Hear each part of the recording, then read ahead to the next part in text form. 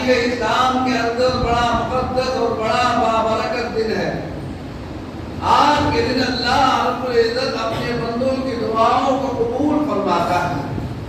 اللہ رب العزت نے اپنے بڑے مقبول بندوں کی دعاؤں کو اپنی بارگاہ میں قبول فرمایا، لہذا بارگاہ خداوندی کے اندر ہم اور آپ حاضر ہیں۔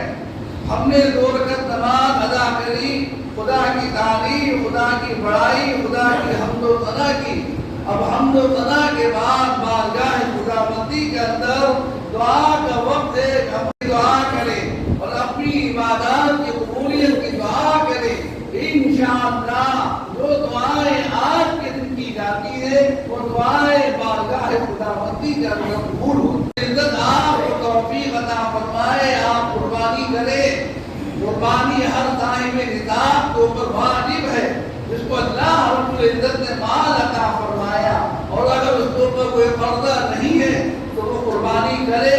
اور رسول پاک علیہ السلام فرما رہے ہیں کہ جس کو اللہ نے مال عطا فرمایا اور اس کے بعد اتنی وسعت ہے کہ وہ قربانی کر سکتا ہے اور پھر بھی وہ قربانی نہ کرے تو فرمایا اسے چاہیے کہ وہ ہماری عیدگاہ میں نہ آئے، یہاں تک فرمایا گیا۔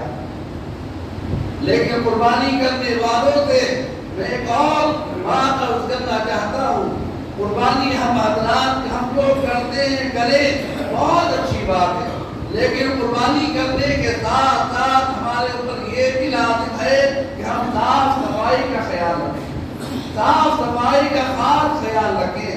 مذہب اسلام کے اندر جتنی صفائی کا حکم دیا گیا کسی اور مذہب کے اندر نہیں دیا گیا، اور فرمایا گیا کہ طہارت نصف الایمان، طہارت جو ہے وہ آدھا ایمان ہے۔ انسان اپنے آپ کو صاف رکھتا ہے، اچھے کپڑے پہنتا ہے، خوشبوؤں سے معطر کرتا ہے تاکہ کسی کو گرا نہ گزرے۔ اسی طریقے سے انسان اپنے ظاہر کو صاف کرتا ہے، اسی طریقے سے اپنے باطن کو بھی صاف رکھے، اپنے جسم کو بھی پاک اور صاف رکھے، تاکہ جسم صاف ہوگا، روح صاف ہوگی، اور جب روح صاف ہوگی تو انشاءاللہ عبادتوں کے اندر لذتیں پیدا ہوگی، دعاؤں کی قبولیت ہوگی۔ قربانی کرنے والے حضرات خاص بات کا خیال رکھیں کہ اول تو کھلے میں قربانی نہ کریں، منع کیا گیا ہے بہت سختی کے ساتھ۔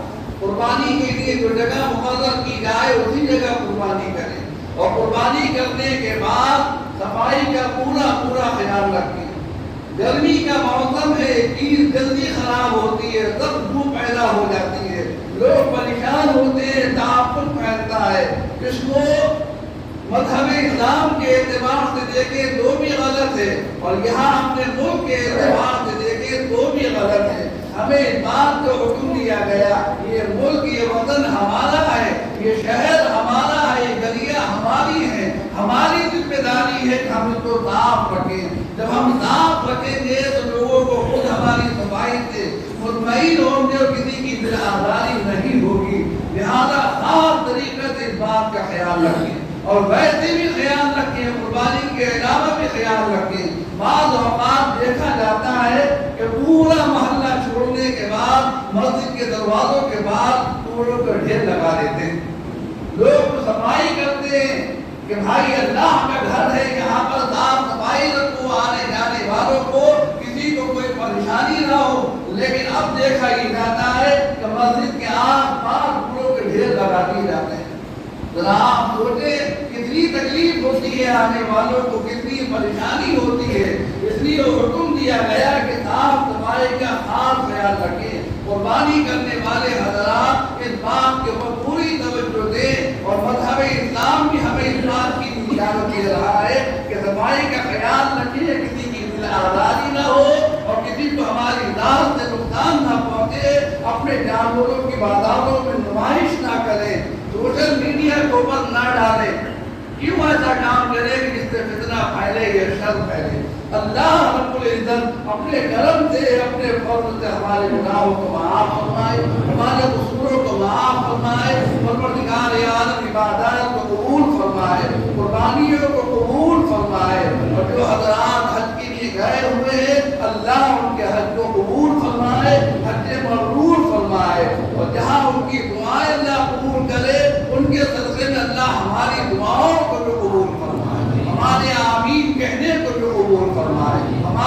تغیرات تشریح کو بھی قبول فرمائے. آمین. وفقنی وأصحابه أجمعين. اللهم ربنا آتنا في الدنيا حسنة وفي الآخرة حسنة وقنا عذاب النار وقنا عذاب القبر وقنا عذاب الحشر وقنا عذاب الدين بحرمة جد الحسن والحسين مولانا محمد وعلى آله وأصحابه أجمعين.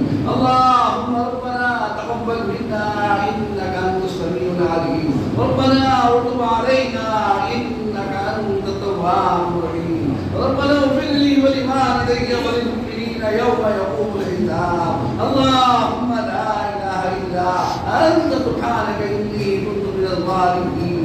اے اللہ تو اپنے کرم سے اپنے فضل سے ہمارے عبادات کو ہمارے ذکر کو ہمارے فکر کو ہماری نماز عید الاضحیٰ کو اپنی بارگاہ میں قبول فرما. اے رب کریم اپنے کرم سے اپنے فضل سے ہماری دعاؤں کو قبول فرما. ہمارے اعمال ہمارے اقدام ہمارے عقائد کو درست فرما. اے اللہ ہماری نیتوں کو درست فرما. اے اللہ ہمارے کاروباروں میں ترقی عطا فرما. ہماری کھیتیوں باغات میں خیر و برکات عطا فرما. اے اللہ ہمارے بیماروں کو شفا عطا فرما. اے رب کریم اپنے کرم سے اپنے پیارے رسول صلی اللہ علیہ وآلہ وسلم کے صدقے و توسل مولا بہت سارے تیرے بندوں نے دعا کے لیے کہا ہے مولا سب کی دعاؤں کو قبول فرما. سب کی جائز حاجات کو پورا فرما. جائز ضروریات کو پورا فرما. اے اللہ ہمارے قربانیوں کو قبول فرما. اے رب کریم ہمارے قوم کی جہالتوں کو دور فرما. دنیا میں ترقی عطا فرما اور آخرت کے اندر اعلیٰ سے اعلیٰ مراتب عطا فرما. اے اللہ ہمارے تمام عزیز و اقارب دوست احباب اساتذہ رفقاء والدین جو حضرات دنیا سے جا چکے ہیں اے اللہ ان تمام مرحومین کی مغفرت فرما. اے اللہ جو موجود ہیں صراط المستقیم کو فرمائی فرما. اے اللہ جو تیرے بندے حج کو گئے ہوئے ہیں مولا تو ان کے حج کو قبول فرما. حج مبرور فرما. زیارت کعبہ اور زیارت رسول صلی اللہ علیہ وآلہ وسلم سے مشرف فرما. اور اے اللہ ہمیں بھی توفیق عطا فرما. ہمیں بھی اپنے گھر کا دیدار عطا فرما. اپنے رسول صلی اللہ علیہ وآلہ وسلم کے روضہ پاک کی زیارت نصیب فرما. اے اللہ موت میں آسانی فرما. قبر کے عذابوں سے محفوظ رکھ. حشر کی تکلیفوں سے محفوظ فرما. رسول پاک علیہ السلام کی شفاعت عظمیٰ ہم سب کو نصیب فرما. اور میں ان کا دیدار عطا فرما. ان کے روضہ پاک کی زیارت نصیب فرما. انہی کے صدقے و توسل جنت الفردوس کے اندر اعلیٰ مقام عطا فرما. اے اللہ جب تک دنیا کے اندر رکھ اسلام کے اوپر ایمان کے اوپر قائم فرما. مولا جب عالم سے جاتے ہو تو ہم سب کی زبانوں کے اوپر جاری فرما. کلمہ